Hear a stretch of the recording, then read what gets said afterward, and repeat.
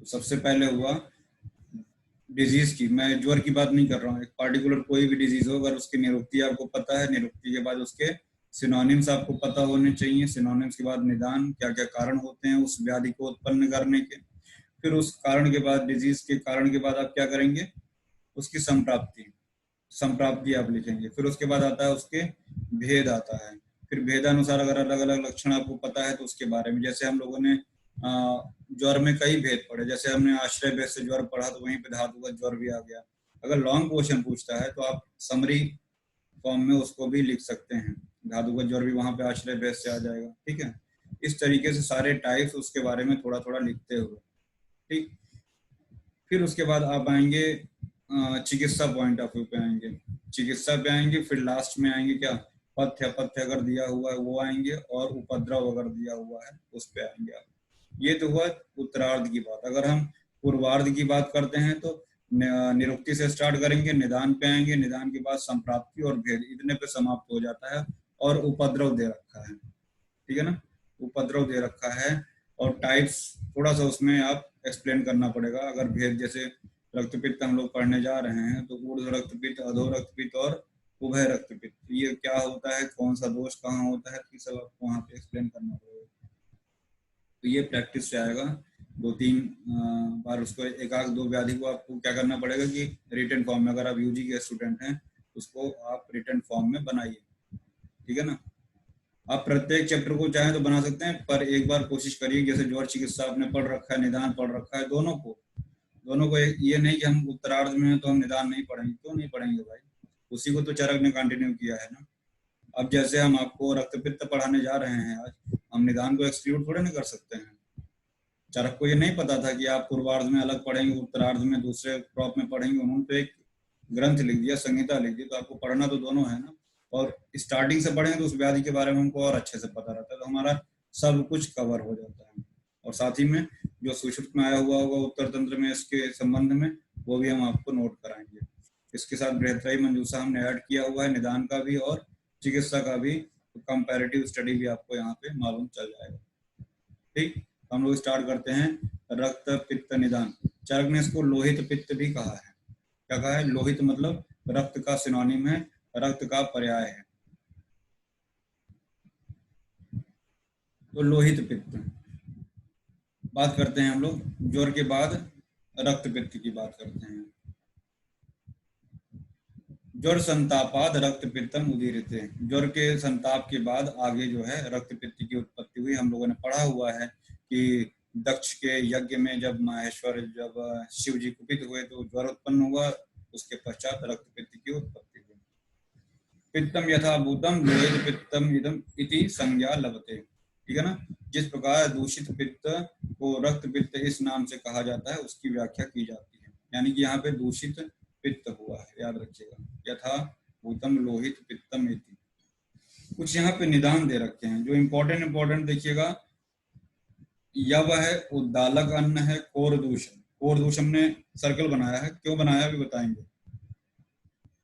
फिर इसके बाद देखिएगा निष्पाव, मांस उड़द को बोल रहे हैं, कुलत, ठीक है ना, तो ये सब क्या है, इसके निदान में आता है।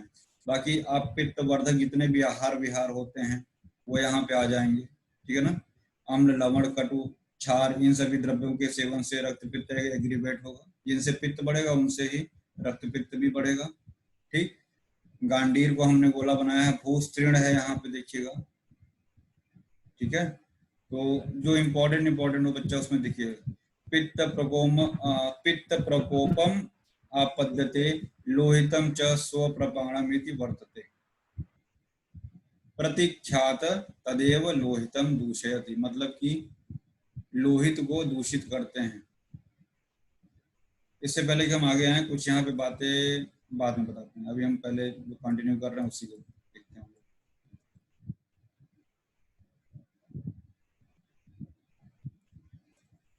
रक्त पित्त रोग के कारण यानी कि निदान। ठीक है ना, कुछ प्लांट हमने आपको बताए। ठीक, जितना आपको याद हो सके उसको याद करिएगा। इसमें कुलत्थ भी है, जामुन भी है, ठीक है ना, जाम्बो। फिर इसके बाद बढ़हर यानी लकुच, लकुच भी यहाँ दे रखा है। शरीर में रक्त अधिक मात्रा में हो जाने पर कुपित हुआ पित्त सारे शरीर में फैलकर यकृत प्लीहा से उत्पन्न होने वाले रक्त को बहाने वाले स्रोतस जो रक्त के प्रवाह करने से भारी हो गए हैं, जिनके उनके मुख को प्राप्त कर रोक देता है, कहीं कहीं स्रोतस का अवरोध हो रहा है। और यहाँ पे कौन सा हो रहा है? रक्तवाही स्रोतस। तब वही पित्त रक्त को दूषित कर देता है, यानी जो पित्त है वो रक्त को दूषित कर रहा है। यहाँ पे पित्त रक्त को दूषित कर रहा है, ऐसा यहाँ पे इन्होंने बता दिया। कुल ले दे के आपको निदान याद रखना है। ठीक ठीक।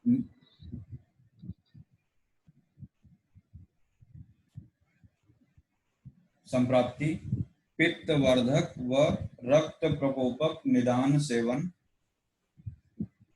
एरो बनाइएगा। पित्त प्रकोप मतलब पित्त वर्धक एवं रक्त प्रकोपक आपने निदान सेवन किया, उससे पित्त का प्रकोप होगा। फिर एरो बनाइए। पित्त प्रकोप, फिर एरो बनाइए।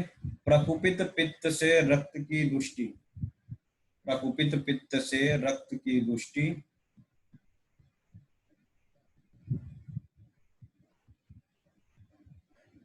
एरो बनाइए। पित्त एवं रक्त का एक दूसरे से मिलना, पित्त एवं रक्त का एक दूसरे से मिलना।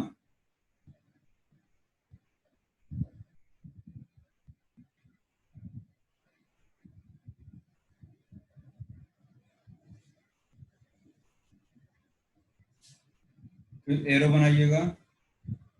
रक्त वाहिनियों में रक्त की वृद्धि, रक्त वाहिनियों में यानी ब्लड वेसल्स में रक्त की वृद्धि हो जाएगी, रक्त की वृद्धि। फिर एरो बनाइए। ऊर्ध्व एवं अधः मार्ग से रक्त की प्रवृत्ति, ऊर्ध्व अधः एवं उभय, ऊर्ध्व अधः एवं उभय मार्ग से रक्त की प्रवृत्ति, ब्रैकेट में रक्त पित्त व्याधि, रक्त पित्त व्याधि। एक हेडिंग डालिएगा, संप्राप्ति घटक, संप्राप्ति घटक। दोष लिखिएगा पित्त। संप्राप्ति घटक में दोष, दूष्य, स्रोतस, अधिष्ठान ये लिखा जाता है, तो लिखिएगा दोष क्या होगा इसमें? पित्त है। दूष्य रक्त है, जो दूषित होता है वो दूष्य है। तो दूष्य क्या हुआ? डॉक्टर सिंह, यानी दिक्कत?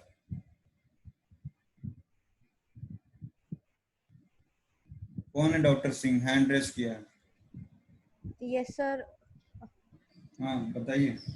सर लास्ट लाइन रिपीट कर दीजिए प्लीज। ऊर्ध्व एवं अधो मार्ग एवं उभय मार्ग से, ऊर्ध्व अधो एवं उभय मार्ग से रक्त की प्रवृत्ति। रक्त पित्त में होता क्या है? रक्त की प्रवृत्ति होती है, ब्लीडिंग होता है। वो ऊर्ध्व मार्ग हो सकता है या अधो मार्ग हो सकता है या उभय या तिर्यक बोलते हैं। उभय मार्ग से रक्त की प्रवृत्ति, ब्रैकेट में रक्त पित्त व्याधि। ये हुआ आपका रक्त पित्त व्याधि की संप्राप्ति चक्र।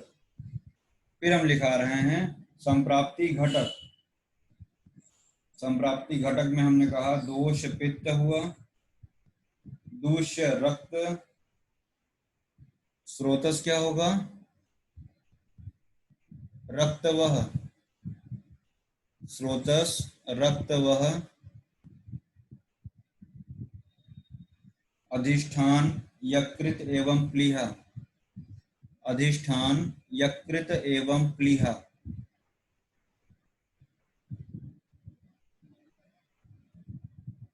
स्रोतोदुष्टि विमार्ग गमन, स्रोतोदुष्टि विमार्ग गमन।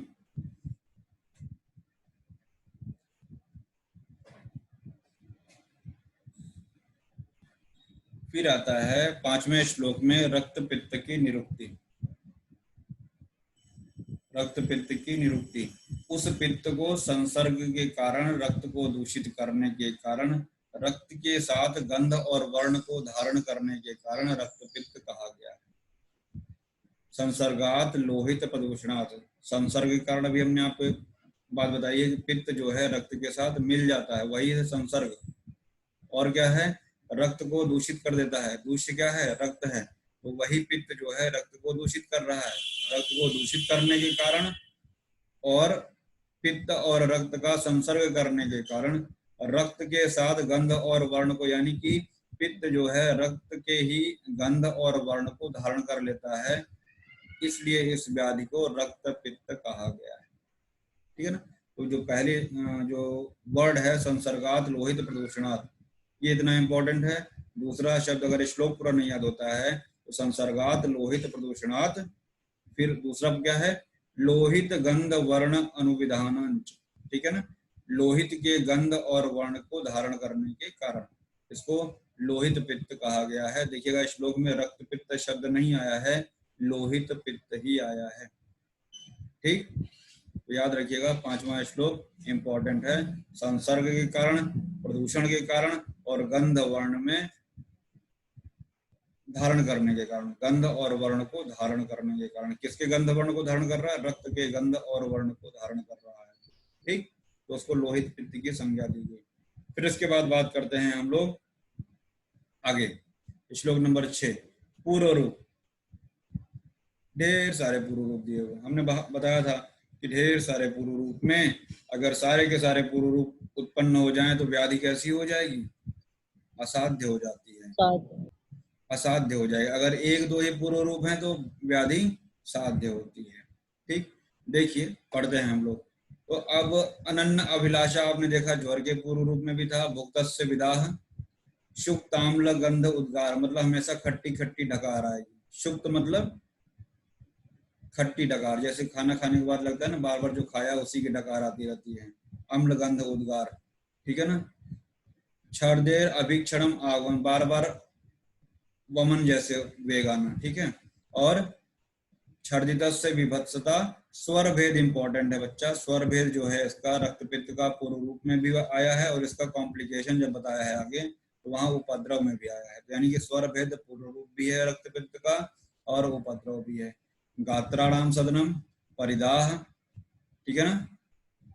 लोह लोहित मत्स्य आम गंधी, मतलब लोहे के समान मत्स्य गंध के समान, ठीक है ना, गंध आती है।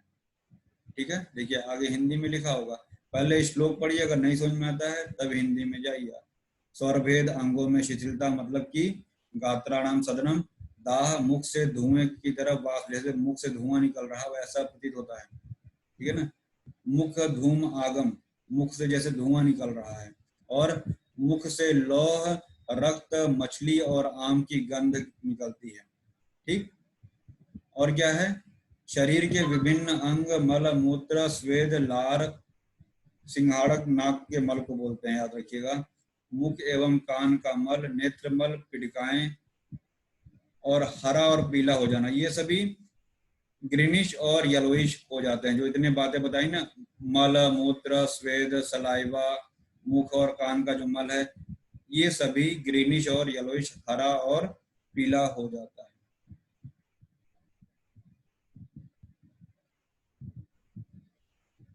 अंग वेदना नाम लोहित नील पीता श्याव नाम, बार बार स्वप्न में लाल देखेगा, नीला देखेगा, पीला और श्याम वर्ण के तेजस्वी प्रकाश वाले वस्तु को देखेगा। ये सब रक्त पित्त रोग के पूर्व रूप हैं। मतलब सपने में ये सब नीला पीला श्याम वर्ण दिखाई देगा, प्रकाश दिखाई देगा, अर्थात उसको रक्त पित्त होने वाला है। ये तो हुए पूर्व रूप। ठीक, उपद्रव भी यही बता दिया गया है। उपद्रव क्या क्या है, दौर्बल्य है, अरोचक है, ठीक है ना।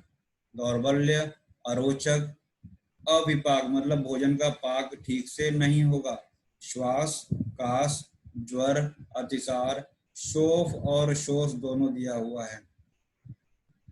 शोफ मतलब स्वेलिंग होगा बॉडी पे, शोष आप जानते हैं क्षय, ठीक, और पांडु रोग, ये इतना उपद्रव बता दिया है।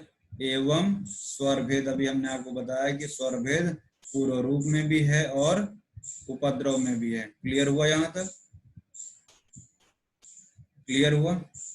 ये हुआ इसके उपद्रव के बारे में। आगे बढ़ते हैं। एक होता है रक्तपित्त का मार्ग, ठीक, रक्तपित्त का मार्ग। तो रक्त पित्त के दो मार्ग बताएं, कौन कौन से हैं दो मार्ग? एक ऊपर से एक नीचे से, यानी ऊर्ध्व रक्त पित्त और अधो रक्त पित्त। ऊर्ध्व रक्त पित्त क्या हुआ? वह रक्त पित्त अधिक कफ वाले, याद रखिएगा जो ऊर्ध्व रक्त पित्त है उसमें कफ का संसर्ग है। याद कैसे करेंगे? UK, United kingdom. तो ऊर्ध्व रक्त पित्त में किसका संसर्ग हुआ? कफ का। ऊर्ध्व रक्त पित्त में कफ के संसर्ग से ऊपर जाता हुआ कर्ण, नेत्र, नासिका और मुख से निकलता है। भाई जो ऊपर के छिद्र होंगे वहीं से निकलेगा। अधिक वायु वाले शरीर में वात के संसर्ग से नीचे आकर, अब अधो रक्त पित्त में क्या हुआ? वायु का संसर्ग हुआ। अधो रक्त पित्त में किसका हुआ? वायु का संसर्ग, यानी यू के ऊर्ध्व में कफ हुआ, एवी अधो में किसका हुआ? वात का हुआ। शरीर में अधिक कफ और वात प्रधान शरीर में कफ वात के संसर्ग से ऊपर नीचे दोनों मार्ग से, यानी कि उभय में क्या होगा? कभी हो जाएगा। जो हमारा ट्रिक है कफ वात, यानी उभय में ऊपर और नीचे दोनों तरफ पहुंच जाएगा, कभी जाएगा, कफ और वात दोनों तरफ जाएगा। ऊर्ध्व मार्ग से भी निकलेगा, अधो मार्ग से भी निकलेगा, उसको हमने कफ और वात। तो याद रखिएगा यू के, जब के ऊपर गया तो वी नीचे आ जाएगा, और के भी दोनों तरफ से उभय मार्ग से। रक्त पित्त में ब्लीडिंग होता है, ऊर्ध्व मार्ग से हो सकता है, नासिका से ब्लड बाहर आ सकता है, एपिस्टैक्सिस बोलते हैं, कर्ण से आ सकता है ना, मुख से भी आ सकता है। तो ये सभी रक्त पित्त ऊर्ध्व रक्त पित्त में है। अधो रक्त पित्त गुदा मार्ग से, मूत्र मार्ग से अगर रक्त की प्रवृत्ति हो रही थी, इसको अधो रक्त पित्त कहेंगे। ठीक, दोनों मार्ग से निकल रहा है जिसको उभय रक्त पित्त कहेंगे। तो हमने अभी आपको दोषों का संसर्ग बताया। ठीक, कि ऊर्ध्व रक्त पित्त में कौन सा संसर्ग होगा और अधो रक्त पित्त में किस दोष का संसर्ग होगा।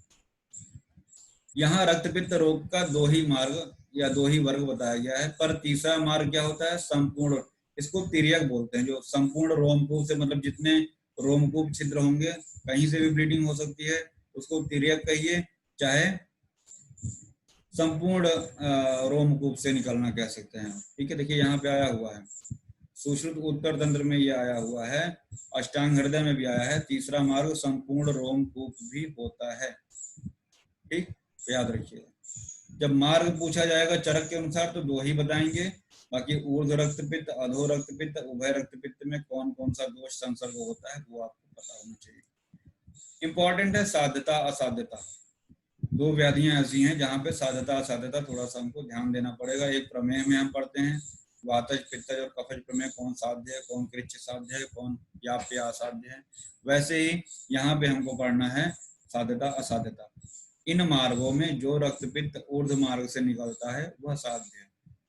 यूके, यूनाइटेड किंगडम वाला साध्य है, ऊर्ध्व रक्त पित्त वाला जो है वो ऊर्ध्व वाला साध्य है, क्योंकि बढ़े हुए पित्त को निकालने के लिए विरेचन अच्छी औषधि है। पित्त की चिकित्सा क्या है? विरेचनम पित्त हराणम, ऐसा पढ़ते हैं। फिर कहते हैं ऊर्ध्व रक्त पित्त की बहुत सी औषधियां हैं, जो अधोभाग से निकलता है वह रक्त पित्त याप है। अगला सेंटेंस है ये, कहने का तात्पर्य ये है कि चरक ने एक कॉन्सेप्ट दिया कि ऊर्ध्व रक्त पित्त में हम विरेचन कराएंगे। हम आपको बता दें यहाँ पे रक्त पित्त में प्रतिमार्ग हरण चिकित्सा की जाती है, लिख सकते हैं प्रतिमार्ग हरण चिकित्सा। रक्त पित्त में प्रतिमार्ग हरण चिकित्सा होती है, और प्रतिद्वंद चिकित्सा उन्माद में बताई गई है। प्रतिद्वंद चिकित्सा उन्माद में है। एक होता है जुगुप्सा चिकित्सा, वो राजक्षमा में पढ़ेंगे आप। जुगुप्सा चिकित्सा बिना बताए हुए रोगी को कुछ खाने के लिए देना, मांस इत्यादि में औषधि मिलाकर देना, तो उसको बोलते हैं जुगुप्सा चिकित्सा। तो प्रतिमार्ग हरण चिकित्सा रक्त पित्त में है। प्रतिमार्ग का मतलब जिस मार्ग से ब्लड निकल रहा है उसके विपरीत मार्ग से चिकित्सा करना। जैसे ऊर्ध्व रक्त पित्त हो रहा है तो वहां पे विरेचन कराना है, अधो रक्त पित्त हो रहा है तो वहां पे वमन कराना है। ठीक, इसको बोलते हैं प्रतिमार्ग हरण चिकित्सा। तो वही कह रहे हैं ऊर्ध्व रक्त पित्त साध्य क्यों है? कह रहे हैं कि विरेचन वाली औषधियां ज्यादा मिल जाती हैं, और ऊर्ध्व रक्त पित्त की जो औषधियां बताई गई हैं वो भी प्रचुरता से मिल जाती हैं। अब हमको आज तक ये नहीं समझ में आया, क्या वमन की औषधियां इजीली नहीं मिल पाती हैं क्या? है? तो कुछ कॉन्सेप्ट है, अभी हम लोग इसको आगे समझेंगे। तो जो ऊर्ध्व रक्त पित्त होता है वो साध्य होता है, और जो अधो रक्त पित्त होता है वो याप्य होता है। ऊर्ध्व रक्त पित्त में हम क्या कराते हैं?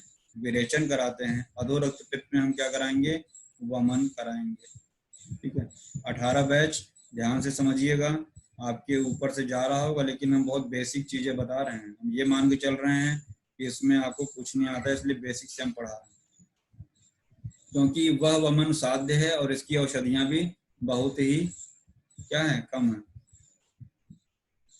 वमन साध्य मतलब जो अधो रक्त पित्त है वो वमन से साध्य होता है और इसकी औषधियां भी बहुत कम मिलती हैं। चरक ने दो कॉन्सेप्ट भैया, उनको एक को साध्य बोलना था, एक को याप्य बोलना था, तो सीधा सीधा कह दिए कि ऊपर वाले में विरेचन कराना है, नीचे वाले में वमन कराना है। हमारे पास विरेचन की औषधियां बहुत ज्यादा है, हमारे पास वमन की औषधियां बहुत कम है। हो सकता है उनके पास उस टाइम ऐसा रहा हो कि विरेचन के लिए बहुत ज्यादा औषधियां उपलब्ध रही हो, वमन के लिए औषधियों का अभाव रहा हो, ऐसा उन्होंने कह दिया।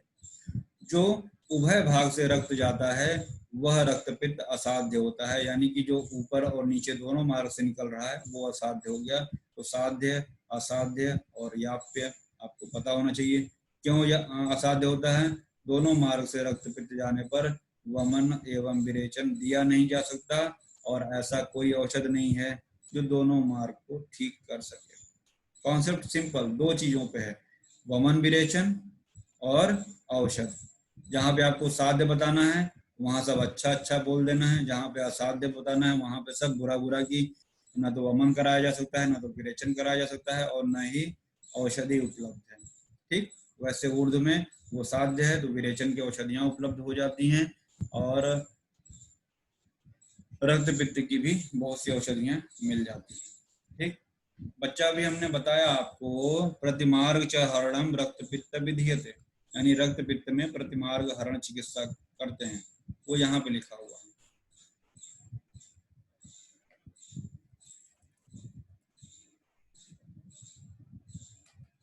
ये इसका चिकित्सा सिद्धांत है और बहुत इंपॉर्टेंट है। प्रतिमार्ग च हरणम रक्त पित्ते विधीयते, प्रतिमार्ग मतलब विपरीत मार्ग से। विपरीत मार्ग का मतलब हमने बताया कि ऊपर के मार्ग से ब्लड निकल रहा है तो नीचे की चिकित्सा क्या हो जाएगी। Doctor Singh, you again raised hand. Sir first year में हम लोगों ने पढ़ा था कि जब हम लोग विरेचन और वमन कराते हैं तो विरेचन से पहले हमें वमन कराना चाहिए, कि अगर हम विरेचन से पहले अगर वमन नहीं कराएंगे तो जो कफ होता है वो हमारी ग्रहणी पे डिपॉजिट हो जाता है। तो लेकिन अभी आपने बताया कि उभय रक्त पित्त में दोनों मार्ग से वो निकलता है, तो ना वमन करा सकते हैं ना विरेचन करा सकते नहीं हैं, करा फिर सकते। ऐसा क्यों? जब ऑलरेडी ऊपर से और नीचे के मार्ग से ब्लड निकल रहा है तो आप वहां पे वमन कैसे कराएंगे, नहीं करा सकते हैं, क्योंकि वहां पे ब्लीडिंग हो रहा है ना। और जब आप वामक औषधि दे देंगे या विरेचन औषधि दे देंगे, कहीं ना कहीं वो उसको और एग्रीवेट कर देगा और सर कॉम्प्लिकेशन बढ़ जाएगा।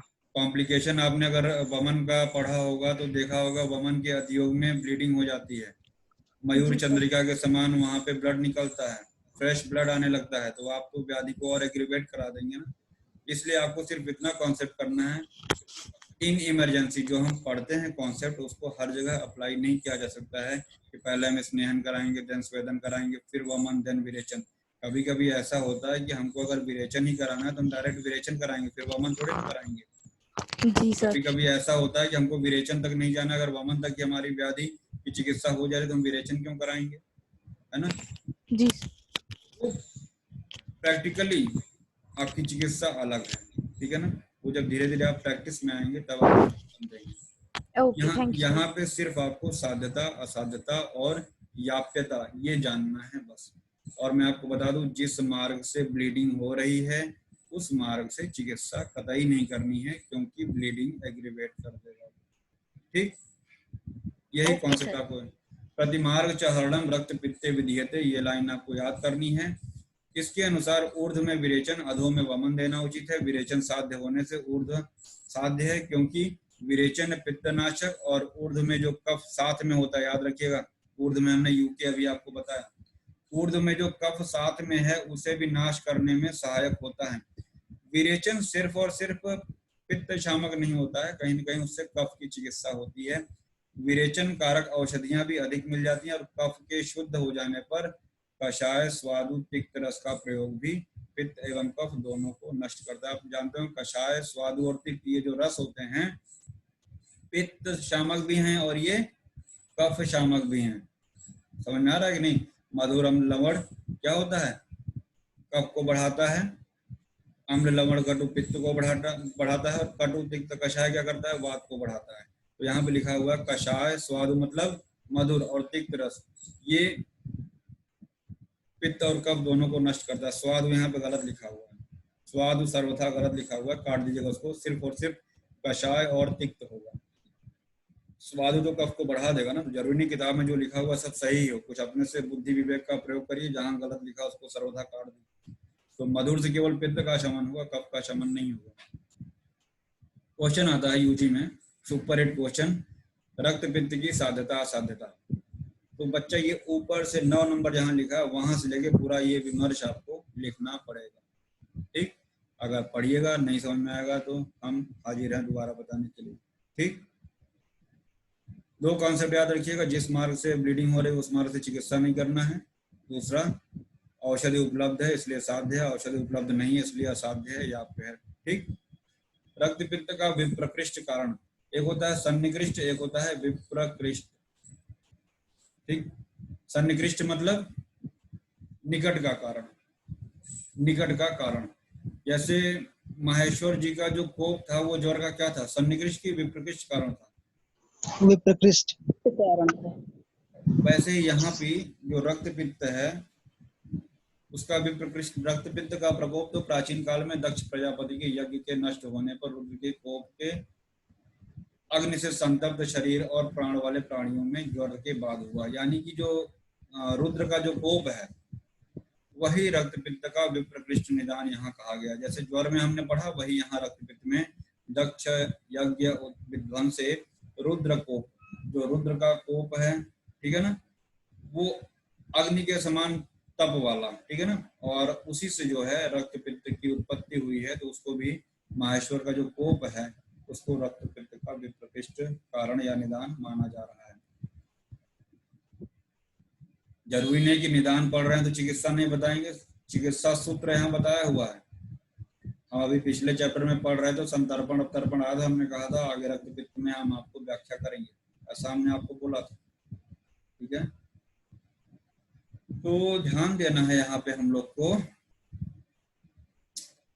सावधानी पूर्वक वैद्य को चाहिए कि शीघ्र ही नाशक दावाग्नि की तरह यदि रक्त पित्त रोग आपतित हो जाए तो आत्यायिक, याद रखिएगा इमरजेंसी, आत्यायिक मतलब इमरजेंसी, इस रोग को शांति का प्रयत्न मात्र देश काल का विचार कर संतर्पण के द्वारा या तर्पण के द्वारा तथा मधुर शीत मृदु तिक्त कषाय प्रधान, देखिए यहाँ मधुर शीत तिक्त और कषाय प्रधान भोजन के द्वारा और बाहरी शरीर पर लेप परिषेक अवगाहन, ये शीतल जल में बैठा दिया जाता हो, कुछ ऐसा लेप शीतल लेप लगा दिया जाता होगा, अवगाह जो बाथ टब में लेटा देते हैं, स्पर्श और वमन द्वारा शीघ्र ही कराना चाहिए, ठीक है ना। कुछ नया नहीं बताए हैं, आगे आ रहे हैं फिर आपको एक्सप्लेन करते हैं। यहाँ पे ये चिकित्सा सूत्र अभी जब आगे आप पढ़ेंगे तो वहां से आपको ये क्लियर हो जाएगा, ठीक है ना। इन्होंने बस इतना बता दिया है कि रक्त पित्त के चिकित्सा सूत्र में हम संतर्पण भी प्रयोग करेंगे, अवतर्पण भी प्रयोग करेंगे। कहाँ पे संतर्पण करेंगे, कहाँ पे अवतर्पण करेंगे, अभी इसकी बात नहीं हुई। विरेचनम तो पित्तस्य जयार्थे परम औषधम, इतना ही लिख के आता है यूजी एग्जाम में। किस व्याधि के लिए कहा गया है उस व्याधि का आपको व्याख्या करना पड़ता है, ठीक है। तो आपको रेफरेंस पता होना चाहिए कहाँ का है, विरेचनम तो पित्तस्य जयार्थे परम औषधम। बात करिए आगे की, क्या है, जो ऊर्ध्व भाग से निकलता है वह रक्त पित्त साध्य होता है। वही बात अभी हम ऊपर पढ़ चुके, क्योंकि उसमें विरेचन दिया जाता है और उसकी औषधि बहुत सी है। वही चीज देखिए यहाँ रिपीट हो रहा है, विरेचन पित्त को विजय करने के लिए उत्तम औषधि है, यहाँ पे आया है विरेचनम तो पित्त से जयार्थे परम औषधम। और हम लोग वहां भी पढ़ चुके हैं, कहाँ पे, अग्रय प्रकरण में, विरेचनम पित्त हराणाम, विरेचन पित्त को शमन करने में श्रेष्ठ औषधि है। और उसमें जो कफ का संबंध होता है उसके लिए भी विरेचन मध्यम है, माध्यम है, मध्यम नहीं माध्यम है। ऊर्ध्व रक्त पित्त में मधुर औषधि उपयोगी है, इसलिए ऊर्ध्व रक्त पित्त साध्य होता है। मधुर कहने का मतलब क्या है कि मधुर औषधियां प्रचुरता में मिल जाती हैं, विरेचन औषधियां प्रचुरता से मिल जाती हैं, इसलिए ऊर्ध्व रक्त पित्त साध्य है। अधोग रक्तपित्त याप क्यों है? जो रक्तपित्त अधोभाग से निकलता है वह वमन के अल्प लाभ करने से तथा औषधियों के अल्प होने से याप होता है। कहने का तात्पर्य यह है कि वमन का लाभ कम मिलता है और वमन कारक औषधियां भी कम मिलती हैं, ठीक है, इसलिए याप होता है। ठीक, समझ में आया? जो रक्तपित्त दोनों मार्गों से प्राप्त होता है उसे ऊपर बताए गए हुए कारणों से असाध्य ही समझना चाहिए। रक्तपित्त में विरुद्ध मार्ग से दोषों के निकालने का विधान है। विरुद्ध मार्ग मतलब प्रतिमार्ग, अभी आया था प्रतिमार्ग हरणम, यानी विरुद्ध मार्ग से दोषों को निकालना है। किंतु उभय मार्ग के रक्तपित्त के लिए विरुद्ध मार्ग कोई औषध नहीं है। जब दोनों मार्ग से ब्लीडिंग हो रही है तो वहां पे न तो आप वमन करा सकते हैं न तो विरेचन करा सकते हैं, इसलिए वो असाध्य हो जाता है।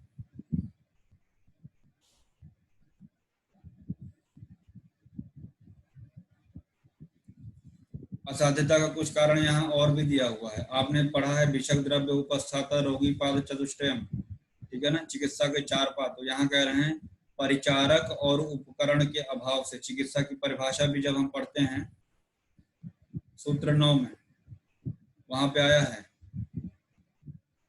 कि चिकित्सा के 4 पादों का समुचित प्रयोग करके हम जो एक स्वास्थ्य प्राप्ति का प्रयास करते हैं वही चिकित्सा है। तो देखिए परिचारक नहीं है, जब चिकित्सा का पाद ही अधूरा रह गया है तो वो असाध्य हो जाएगा। और उपकरण का अभाव, यानी कि उपकरण यहाँ पे कह सकते हैं या तो इंस्ट्रूमेंट ले सकते हैं या औषधि भी ले सकते हैं, ठीक है ना।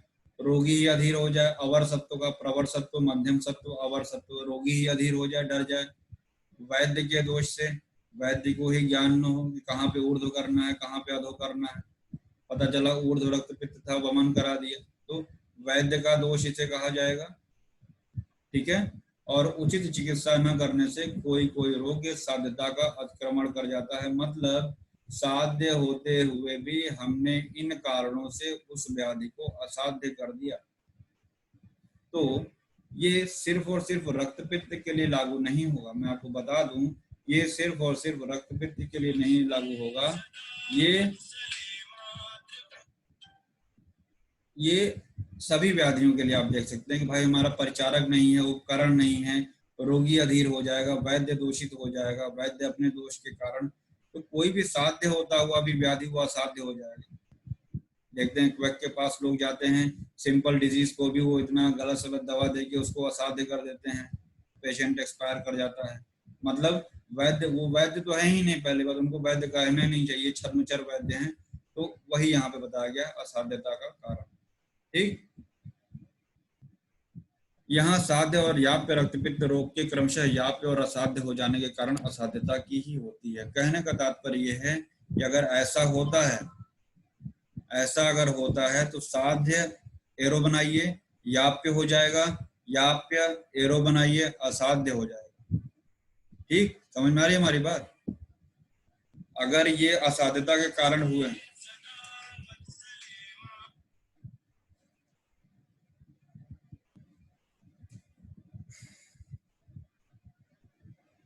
हेलो,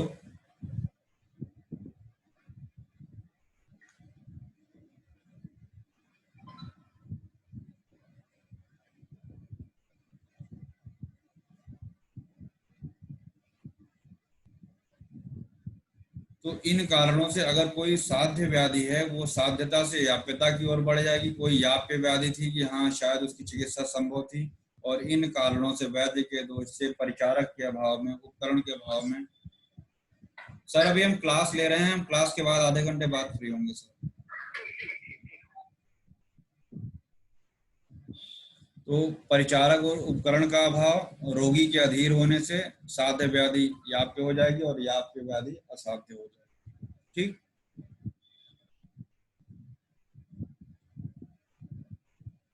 ये वीत मोह रजो दोष लोभ मान, ये इतना लंबा जो लिखा गया है पुनर्वसु आत्रेय के लिए बात आई है ना।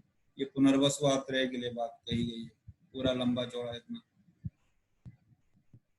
अध्याय का उपसंहार, निदान स्थान की इस अध्याय में मोह रजोगुण रूप दोष लोभ मान मद स्पृहा से रहित पुनर्वसु में रक्तपित्त, इतनी बातें देखो पुनर्वसु आत्रेय के लिए कही है, याद हो जाएगा। अग्निवेश शिष्य थे, पुनर्वसु आत्रेय क्या थे, गुरु थे, यही संबंध था। तो प्राचीन काल से रहा है कि शिष्य अपने गुरु को बटरिंग करता रहा है, तो बटरिंग किया गया है। मेरी बात रिकॉर्ड हो रही है, यूट्यूब पे भी जाएगा, कोई दिक्कत नहीं है। तो ये पुरातन काल से चला आ रहा है, अपने गुरु को प्रसन्न करने के लिए इतनी बातें कही हैं। वीत मोह रजो दोष लोभ मान मद स्पृह, इन सभी से मुक्त हमारे गुरु जी को पुनर्वसु आत्रेय जी ने क्या किया है, इस रक्त पित्त का वर्णन किया हुआ है। क्लियर है? पढ़ना है इसको, पढ़ना। अब इसको हम थोड़ा समराइज कर दे रहे हैं, हम लोगों ने क्या क्या पढ़ा। मंजूषा में कंपैरेटिव है, थोड़ा सा हम लोग इसको बात करते हैं। क्या है? पहली बात तो सुश्रुत उत्तर तंत्र 45 में रक्तपित्त आया है, हृदय निदान 3 में आया है और हृदय चिकित्सा 2 में आया है रक्तपित्त। ठीक, निदान क्या क्या है, चरक के अनुसार इतने ढेर सारे निदान आपके सामने दे रखे हैं। कोरदूष, यवक, उद्दालक, ठीक है, मांस, उड़द, कुलथ जो अम्लपित्त जनना नाम होता है, क्षार के अधिक सेवन से, दधिमंड दधि के अधिक सेवन से भी रक्तपित्त हो सकता है। शीघ्र सहजन का प्रयोग करने से हो जाता है। रसोन लहसुन का प्रयोग है। ठीक, सुरसा तुलसी का भी अधिक प्रयोग करने से रक्तपित्त बताया है। अधिक प्रयोग बोल रहा हूं मैं, प्रयोग करने से नहीं हो जाता। अति सर्वत्र वर्जयेत, भूस्त्रीण जिसको हम लोग लेमन ग्रास कहते हैं। ठीक, तो ये सब कुछ चीजें हैं जिनके लकुच है, लकुच तो निकृष्ट फल कहा ही गया है, जिसको हम लोग बड़हर कहते हैं। ये सभी बातें हैं, पढ़ लीजिएगा इसको, जितना आपको याद हो जाए उतना पढ़ लीजिएगा। ठीक, सुश्रुत ने कुछ बोला है, वो उनका भी इम्पोर्टेंट है। क्रोध, शोक, भय ये सभी पित्त को बढ़ाते हैं, वात को भी बढ़ाते हैं। तो क्रोध, शोक, भय, आयास, विरुद्ध अन्न के सेवन से भी रक्त पित्त होता है। आतप, अनल, अनल किसको बोलते हैं, अनिल वायु को, अनल अग्नि को बोलते हैं, आतप धूप को बोलते हैं। कटु, अम्ल, लवण, मधुर, अम्ल, लवण, कटु, मधुर को छोड़ दीजिए तो अम्ल, लवण, कटु ये पित्त वर्धक होते हैं ऐसे रसों के सेवन से। क्षार, तीक्ष्ण, विदाही अन्न के सेवन से, ये सभी क्या होता है, इनके कारण रस धातु दूषित होकर पित्त को कुपित करता है।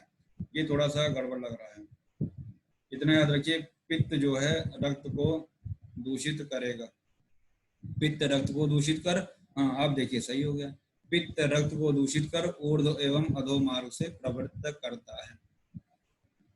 आवाज आ रही है हमारी? Yes sir. फटाफट रिवीजन। रक्त पित्त के पूर्व रूप पढ़ चुके हैं। भुक्तस्य विदाह, जैसे कि भोजन करने पे जलन होगा, दाह होगा, ठीक है ना। शुक्त, अम्ल, गंध, उद्गार, हमने कहा कि डकार आएगा, खट्टी खट्टी डकार आएगी, बार बार वमन की इच्छा होगी, है ना, वमन का विभत्सता हो जाएगा, स्वर भेद हो जाएगा, हॉर्सनेस ऑफ वॉइस, गात्र शब्द, शरीर बिल्कुल थका थका सा लगेगा, परिदाह, जलन होगा, मुख से धुआं निकलेगा, है ना, मुख से जैसे लोहा और सड़ी मछली की गंध आएगी। ठीक, मल मूत्र स्वेद सिंहाड़क खमल आदि का रक्त वर्ण हो जाना, हरिद्र वर्ण हो जाना। ठीक, अंग वेदना होगा और स्वप्न में लाल, नीला, पीला, श्याव ये सभी दिखाई देना, ये सभी है। ठीक, और वही सुश्रुत ने भी बताया। एक इम्पॉर्टेंट है, शीत कामित्वम, रक्त पित्त में ठंडा ठंडा कोल्ड ड्रिंक पीने का मन करता है। ठीक, ठंडा ठंडा पीने का इच्छा करता है, तो ये पूर्व रूप हो गया। अगर ठंडा ठंडा पीने का इच्छा करे तो उसका मतलब आप रक्त पित्त की ओर जा रहे हैं। रक्त पित्त के उपद्रव देख लीजिएगा, ये हम आपको बता चुके हैं। स्वरभेद दोनों था, सॉरी स्वरभेद किसमें था, पूर्व रूप में भी था और उपद्रव में भी था। रक्त पित्त की विधि कितने शॉर्ट में सारी बातें बता दिया है, इससे बढ़िया कहाँ मिलेगा आपको। ऊर्ध्व रक्त पित्त कफाधिक होता है, साध्य होता है। पित्त शमनार्थ विरेचन उपक्रम इजीली अवेलेबल है, औषधि की बहुलता है। अधोग रक्त पित्त वात अधिक होता है और याप्य होता है, वमन उपक्रम है और वमन की औषधियां अल्प मात्रा में उपलब्ध हैं। उभय क्या है, कफ वात कभी से होता है, असाध्य है क्योंकि दोनों मार्ग से रक्त की प्रवृत्ति हो रही है। न तो वमन करा सकते हैं न तो विरेचन करा सकते हैं। प्रतिमार्गम च हरणम रक्त पित्ते विधीयते। साध्य के असाध्य होने का कारण वही वहां से पढ़ लीजिएगा। अभी हमने बताया ना कि साध्य व्याधि कैसे असाध्य हो जाती है, उपक्रम नहीं होगा और परिचारक नहीं होगा, वैद्य का दोष हो जाएगा। ये सभी कारणों से साध्य होते हुए व्याधि कैसी हो जाती है, असाध्य हो जाती है।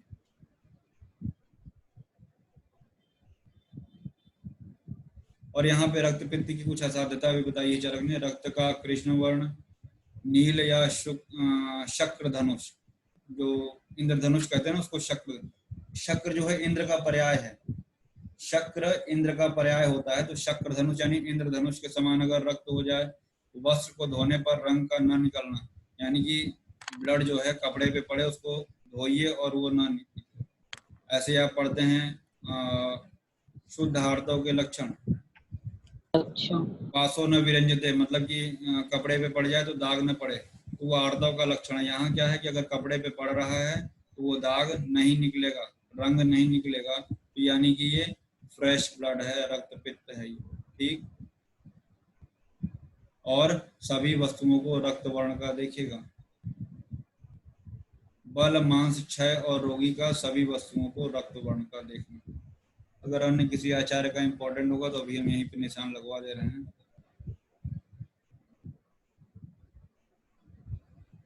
ठीक है, इतना पर्याप्त है,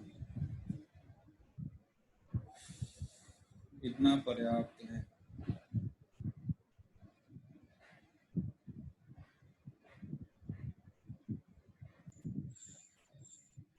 ऊर्ध्व रक्त पित्त कफ साध्य, अधोग वात याप्य और उभय कफ वात असाध्य, ऐसा भी हम लोग निदान में पढ़े। और क्या है, रक्त का विश्र गुण एवं पित्त का द्रव गुण, ये इसमें वृद्धि होती है। फिर एक बात लिखी हुई है, रक्त पित्त में रंजक पित्त दूषित होता है। कौन सा पित्त? पित्त तो होता ही, हम बार बार पित्त पित्त पित्त पढ़ रहे हैं। कौन सा पित्त है वो? रंजक पित्त है। और चरक ने लोहित पित्त कहा है। अभी एक क्वेरी किसी किसी के दिमाग में आई होगी, लेक्चर जब पूरा खत्म हो जाएगा तब हम उसका जवाब देंगे, ठीक। ऊर्ध्व रक्त पित्त में स्निग्ध उष्ण आहार और अधो रक्त पित्त में रुक्ष उष्ण आहार। क्या है ये अभी हम लोग आगे चर्चा करेंगे।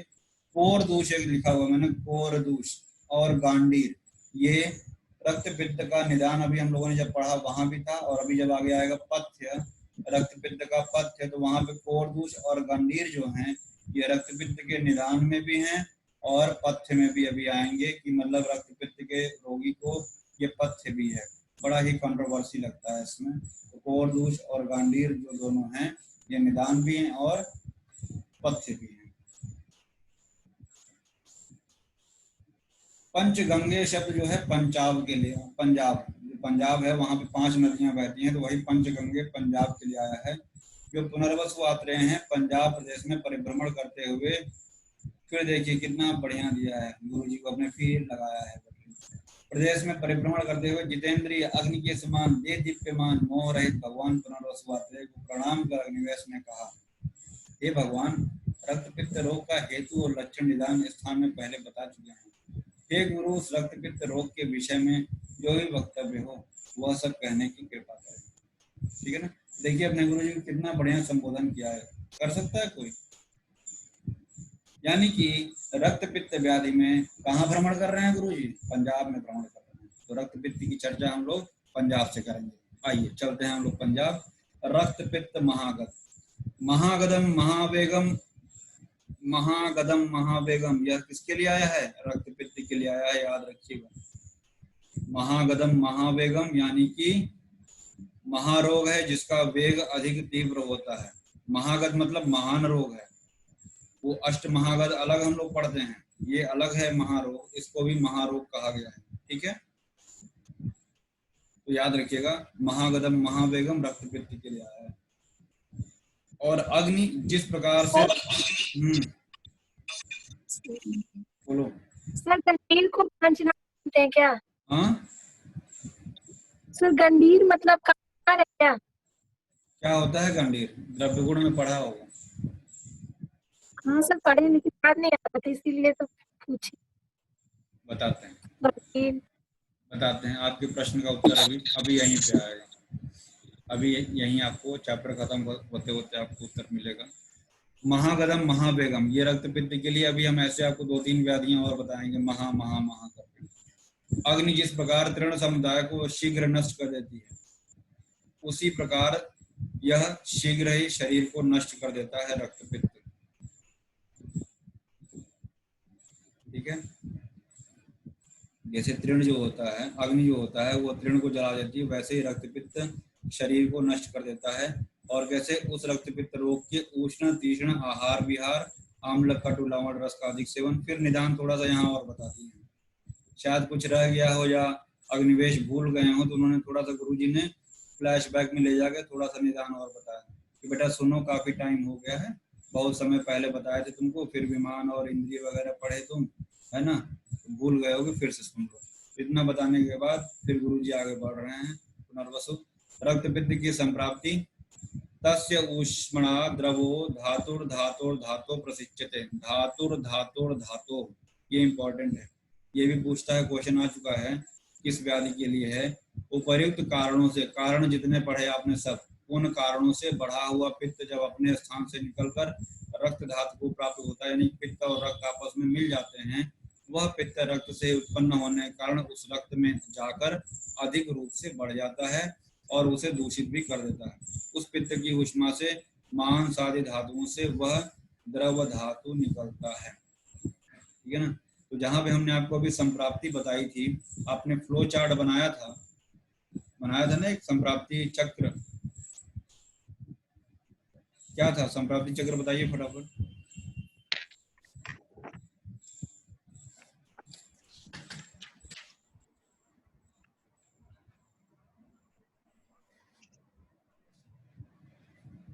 कितना टाइम लग रहा बताने में?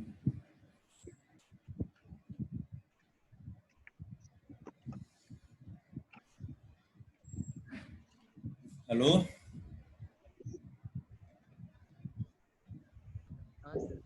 हमने आपको लिखाया था पित्त वर्धक रक्त प्रकोपक निदान सेवन, पित्त प्रकोप, प्रकोपित पित्त द्वारा रक्त की दुष्टि, पित्त एवं रक्त का एक दूसरे से मिलना।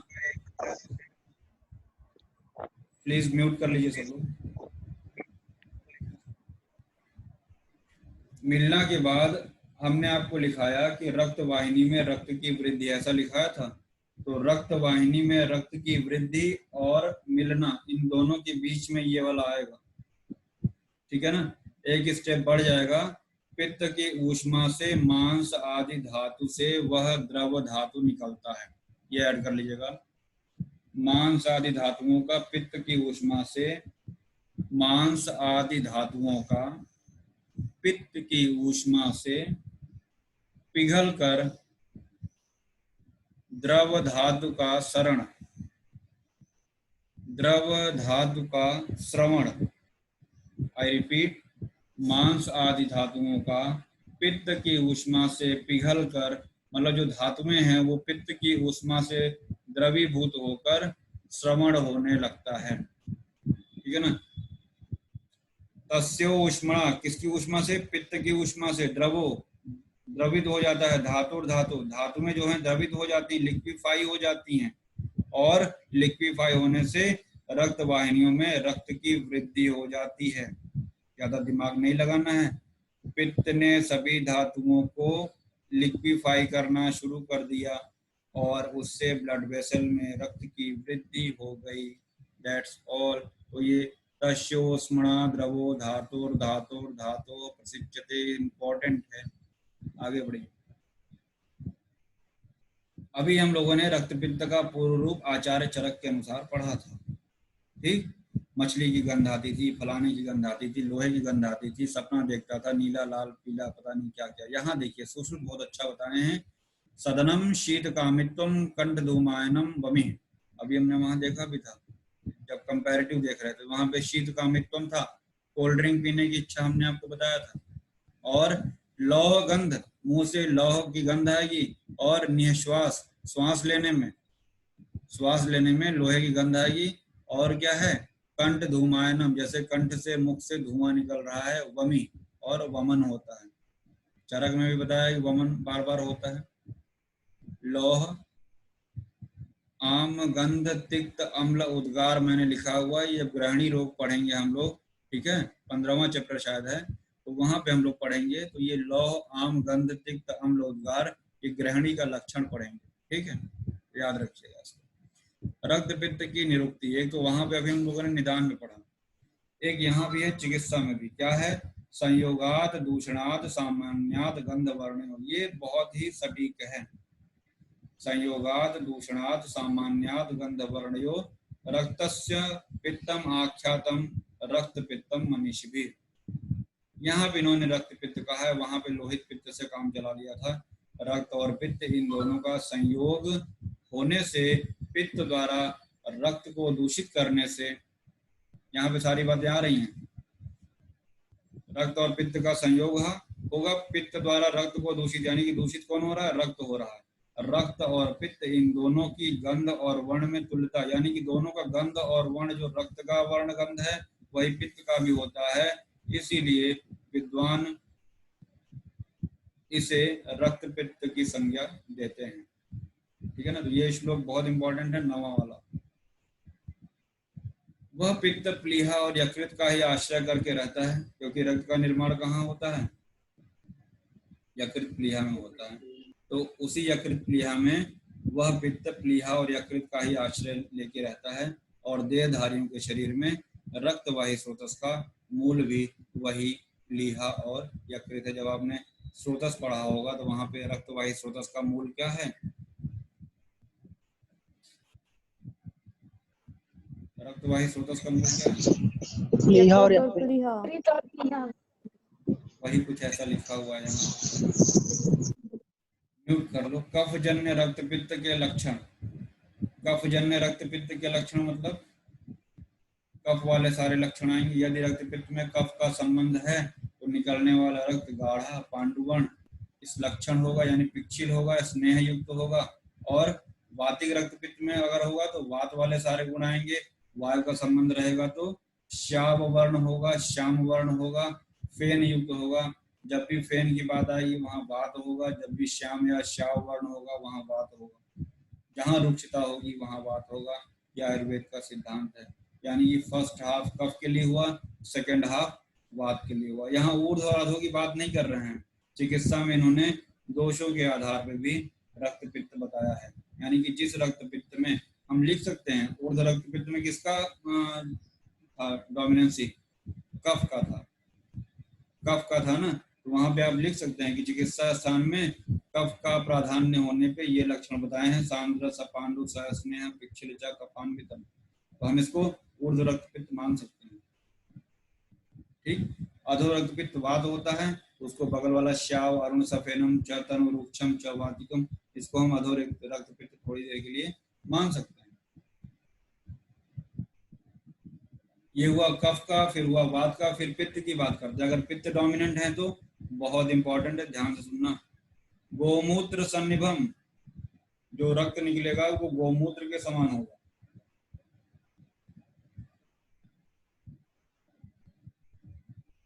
और कषायाभम कृष्णम, इसीलिए ऑब्जेक्टिव में पूछता है कि कृष्ण जब भी रहता है तो हम वात में चले जाते हैं। तो यहाँ पे कषाय जब रहता है तो भी हम वात की तरफ भाग जाते हैं। यही पूछता है कि कषायाभम कृष्णम किस रक्तपित्त का लक्षण है। याद रखना ये वात का नहीं लिखा है, वैसे वात का होना चाहिए, पर है किसका?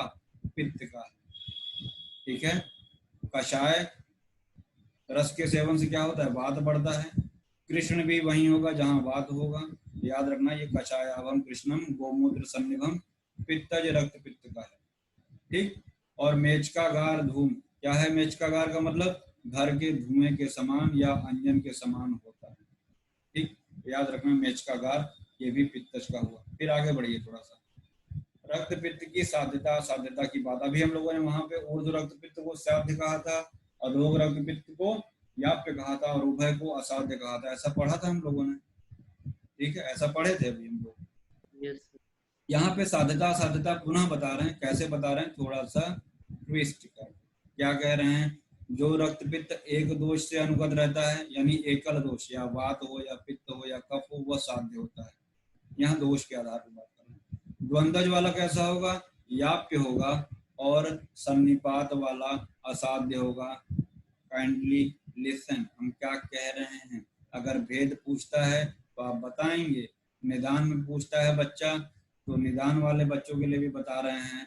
अगर आप पूर्वार्ध में भी हैं, निदान की परीक्षा दे रहे हैं पूर्वार्ध की, तो आप लिख सकते हैं कि भेद तो ऊर्ध्व अधः उभय बताया है, लेकिन चिकित्सा में उन्होंने दोषानुसार भी भेद बताए हैं, द्वंद्वज, एकल और सन्निपातज।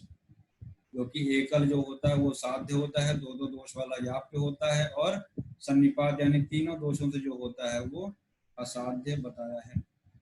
जो मंदाग्नि वाले पुरुष को हो और अधिक वेग से निकलता हो, तो चाहे एक दोष से हो, चाहे दो दोष से हो, चाहे तीनों दोष से हो, असाध्य। यानी कि जिस व्यक्ति की मंदाग्नि हो और वेग अधिक हो रक्त के निकलने का, वहां पे एकल हो, चाहे दोकल हो, चाहे तीकल हो, सन्निपातज हो, कैसा रहेगा वो असाध्य रहेगा। समझ में आया?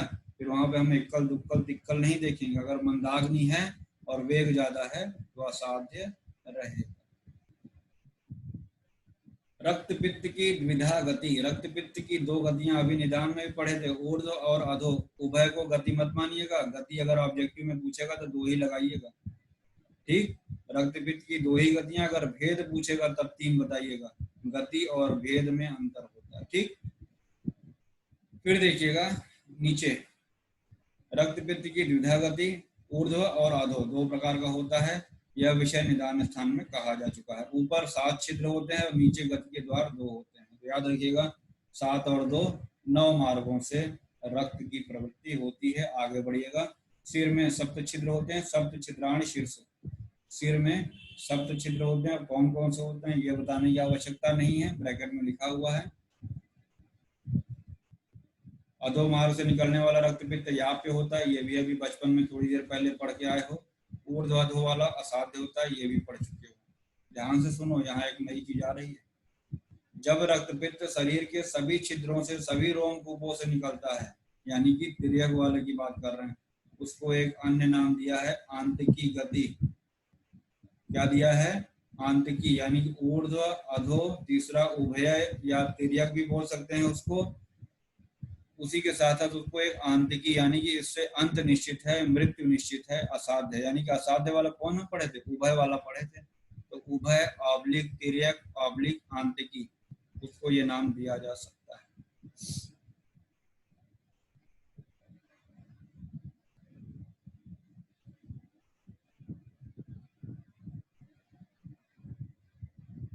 बार बार घुमा के वही बात करें। जो रक्तपित्त ऊपर और नीचे दोनों मार्गों से अत्यधिक वेग से निकलता हो, मुर्दे के समान गंध हो, पुणव गंधी यानी मुर्दे के समान गंधी, श्लोक में आया है पुणव गंधी, मुर्दे के समान गंध निकलती हो, और अत्यधिक कृष्ण वर्ण का हो, कफ और वात दोनों दोष हो, यानी उभय की बात कर रहे हैं इनडायरेक्टली। जो रक्तपित्त कंठ में आकर रुक जाता हो या अपने सभी उपद्रवों से युक्त हो, हम बता चुके हैं कोई भी व्याधि होगा सारे के सारे उपद्रव होंगे, सॉरी सारे के सारे पूर्व रूप होंगे या उपद्रव होंगे, तो वह असाध्य हो जाएगा। निकले हुए रक्त में हल्दी यानी हल्दी का रंग या नील, हरा, ताम्र वर्ण दिखाई पड़े, तो जो व्यक्ति रोग से क्षीण हो गया हो और जब खांसता हो तब रक्त के समान निकलता हो, वह व्यक्ति अच्छा नहीं होता है, मतलब कि उसकी चिकित्सा दुष्कर हो जाती है, असाध्य हो जाती है। तो यह असाध्य रक्तपित्त की इतनी बातें उन्होंने बताई।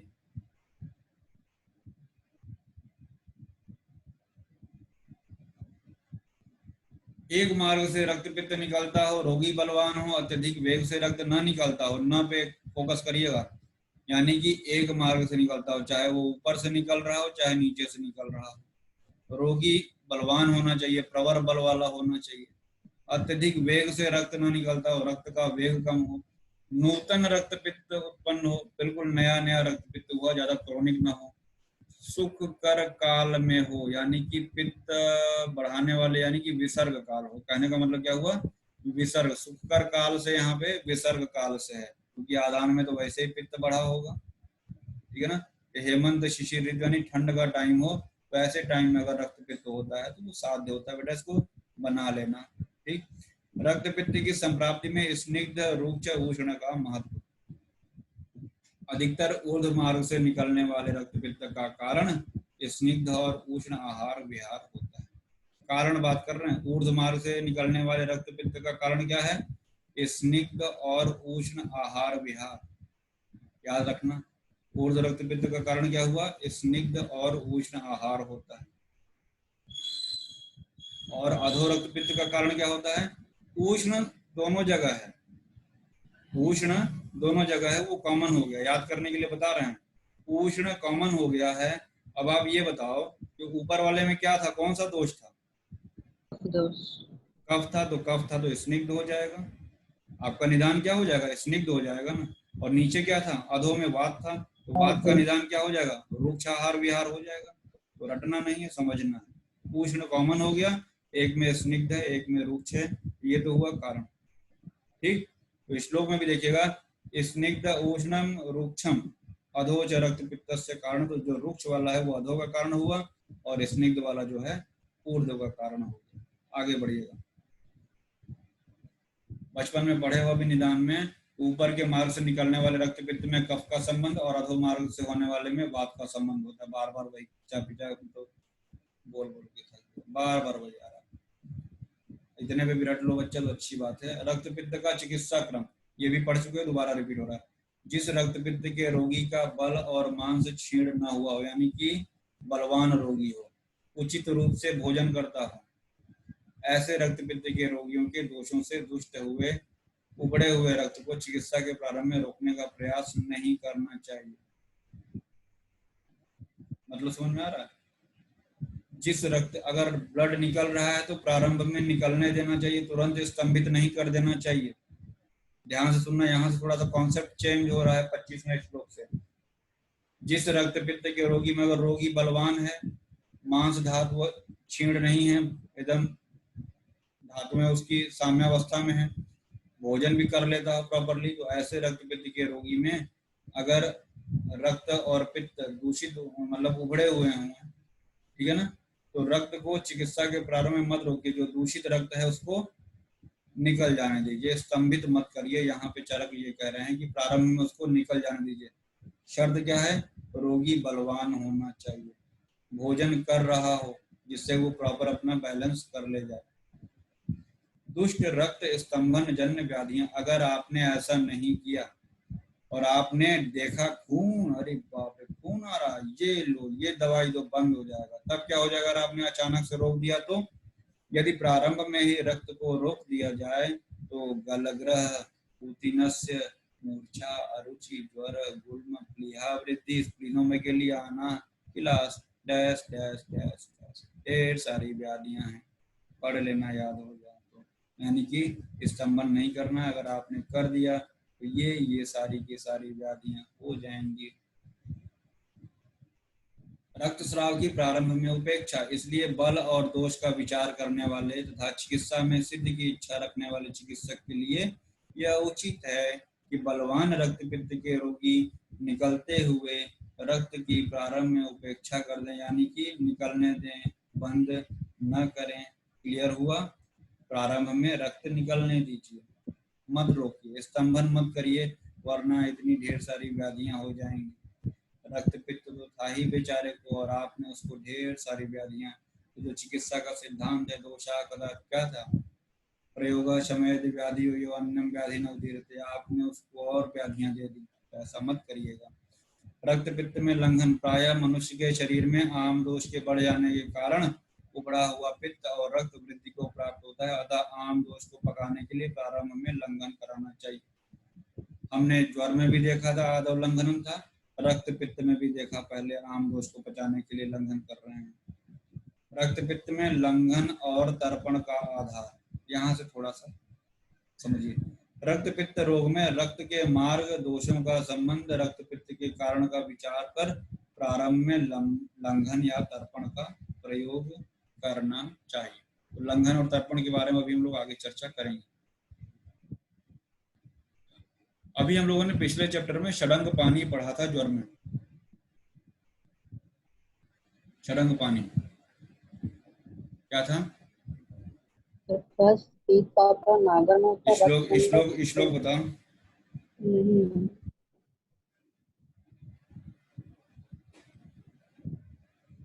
श्लोक क्या था? क्या था? स्टार्टिंग किससे था? स्टार्ट किससे था? मुस्तक परपटक उशीर चंदन उदीच नागरे। परपटक उशीर चंदन उदीच नागरे श्रित शीतम जलम दद्यात्। अब राजा बाबू बन जाओगे, अब राजा बाबू बन जाओगे। पहला शब्द आ गया ना तो अब राजा बाबू बन जाओगे। तो याद रखना वहां पे षडंग पानी था, यहाँ हिबेर आदि पानी है, यहाँ पे सोंठ नहीं है, सुंठी लिख के हमने क्रॉस किया है ना। तो बाकी कुछ भी, अब यहाँ पे हिबेर से स्टार्ट है तो वो भी हिबेर से ही कर दिया। बहुत समझदार बच्ची थी जिसने भी स्टार्ट किया था हिबेर से। तो हिबेर, चंदन, उशीर, मुस्तक, परपटक, सिद्धम, केवलम, यहाँ पे वही सारे कंटेंट है, सुंठी नहीं है, याद रखिएगा। खरजुरादि घृत राजक्षमा में है, खरजुरादि मंत्र मदाते चिकित्सा में है। यहाँ पे ऐसा क्या है कि जो दोनों का नाम लिखना पड़ा, कुछ तो होगा। खरजुरादि तर्पण है यहाँ पे, ठीक। खरजुरादि तर्पण रक्त पित्त में है, खरजुरादि घृत राजक्षमा में आगे बढ़ेंगे, खरजुरादि मंत्र शारंगधर का बताया हुआ है मदाते चिकित्सा में। फिलहाल देखिए रक्त पित्त में तर्पण और पेया के प्रयोग का आधार, अभी आपको पीछे तर्पण और पेया ये सब बताया। काल, साथ में दोष का अनुबंध जानने वाले और रोगी और रोग की प्रकृति एवं पथ्य की कल्पना को जानने वाले चिकित्सक को लंघन कराने के बाद, अभी पीछे आपने पढ़ा, पहले लंघन कराएंगे, आम का पाचन करेंगे, तत्पश्चात ऊर्ध्व रक्त पित्त में पहले तर्पण कराएंगे, यूटी। अभी हमने एक ट्रिक बनाया था यू के कफ के लिए, और तर्पण और पेया के लिए बनाइए क्या, यू टी, मतलब ऊर्ध्व में तर्पण कराना है, ए पी, अधोग में क्या करना है, पेया देना है। यहाँ भी कंफ्यूजन होता है किसमें तर्पण था किसमें पेया। ऊर्ध्व में क्या देना है, तर्पण कराना है, और अधो में पेया का प्रयोग कराना है, ठीक। और कुछ बातें लिखी हैं। एलादि गुटिका जो है रक्त पित्त में देते हैं, भैषज रत्नावली का है, और चरक में एलादि गुटिका छत्तीण में दिया हुआ है, वो लिखा हुआ है। उसी रास और रक्त पित्त में देते हैं किसके अनुसार, भैषज रत्नावली, बी आर का मतलब भैषज रत्नावली, आर पी जहाँ लिखा हुआ है इसका मतलब रक्त पित्त।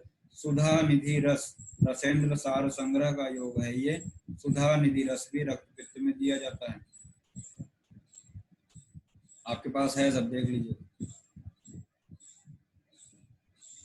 रक्त पित्त में अम्ल रस का निर्देश, मंदाग्नि वाले रक्त पित्त के रोगियों को जिन्हें अम्ल रस साथ में है, उन्हें ऊपर बताए गए तर्पण को खट्टा करके देना चाहिए। अब थोड़ा सा यहाँ पे लगता है कि अभी तो कह रहे थे कि अम्ल, लवण और कटु, इससे क्या होगा, पित्त एग्रीवेट करेगा तो रक्त पित्त बढ़ेगा, लेकिन यहाँ पे कह रहे हैं एक शर्त रख दी। क्या शर्त रख दी, जिन्हें अम्ल साथ में है, जो पहले से अम्ल रस का सेवन कर रहे हैं, ऐसे रोगियों के लिए मंदाग्नि से पीड़ित हैं, तो जो तर्पण कराएंगे वो खट्टी चीजों से तर्पण कराना है, ठीक है ना। उक्त तर्पण को खट्टा करने के लिए खट्टे अनार यानी दाडिम, आंवले का प्रयोग करना चाहिए, ठीक है ना। तो याद रखिएगा कि मंदाग्नि वाले रक्त पित्त में अम्ल रस का भी प्रयोग चरक ने बताया है। रक्त पित्त में आहार, थोड़ी देर पहले हमने पथ्य की बात की थी। कोरदूस जो है रक्त पित्त का निदान भी है, और उसमें पथ्य भी आएगा आगे, तो वही है रक्त पित्त के आहार में, यानी पथ्य की बात कर रहे हैं। रक्त पित्त के रोगियों को भोजन के लिए शाली, षष्टिक, निवार, कोरदूष, इन सब की बात की है। तो कोरदूष आप याद रखिएगा कि निदान में भी था रक्त पित्त के, और पथ्य में भी है। लिखा हुआ कोरदूष व गांडीर रक्त पित्त के निदान व चिकित्सा यानी पथ्य दोनों में है। वासा रक्त पित्त की श्रेष्ठ औषधि है। रक्त पित्त कुलकंडन रस यहाँ लिखा हुआ है, योग रत्नाकर का दिया हुआ है, ठीक है। रक्त पित्त कुलकंडन रस, गंडीर को यहाँ गंडेर की पत्ती लिखा हुआ है। एक बार रक्त पित्त वो सॉरी द्रव्य गुण खोल के देखिएगा गंडेर क्या है, नहीं तो हम तो है ही हैं बताने के लिए, होमवर्क करिए।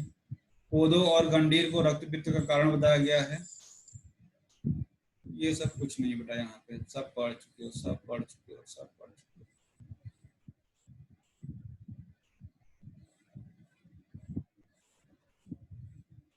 अभी हम लोगों ने बात किया कि ऊर्ध्व रक्त पित्त में क्या करा रहे थे, तर्पण करा रहे थे, और अधो में क्या करा रहे थे, पेय का प्रयोग करा रहे थे, ठीक। एक और उसी के बगल में चार्ट बना लेना, कॉलम बनाना, उसमें लिखना कि रक्त पित्त में कफ का अनुबंध होने पे यूष और शाक का प्रयोग कराएंगे, और वात का अनुबंध होने पे मांस रस का। तो हम याद करने के लिए ऐसा हमने दिमाग में बना लिया कि अभी तक हम कफ वही मानते थे जहाँ पे ऊर्ध्व रक्त पित्त की बात करते थे, तो ऊर्ध्व वाले कॉलम में ही कर लेना कि कफ का अनुबंध है, यहाँ पे यूष और शाक का प्रयोग करने के लिए कहा है। अधो वाले में कर लेना वात का अनुबंध है, और वात का अनुबंध होने में चरक ने क्या बोला, मांस रस का प्रयोग करना है। तो अधो वाले में मांस रस का प्रयोग, और ऊर्ध्व वाले में यूष और शाक का प्रयोग आई थिंक आज के लिए इतना बहुत हो गया, ओवरफ्लो हो जाएगा, है ना। इसीलिए यहाँ पे हम क्लास को अब समाप्त करेंगे। ये जो लेक्चर है रिकॉर्डिंग मोड में था, सिर्फ और सिर्फ स्क्रीन आया है रिकॉर्डिंग में, और इसको हम अभी यूट्यूब पे डालेंगे। ज़्यादा से ज़्यादा बच्चे जो आज क्लास नहीं कर पाए हैं वो लाभान्वित हो सकते हैं, ठीक है। और इसके आगे हम लोग कंटिन्यू करेंगे कल।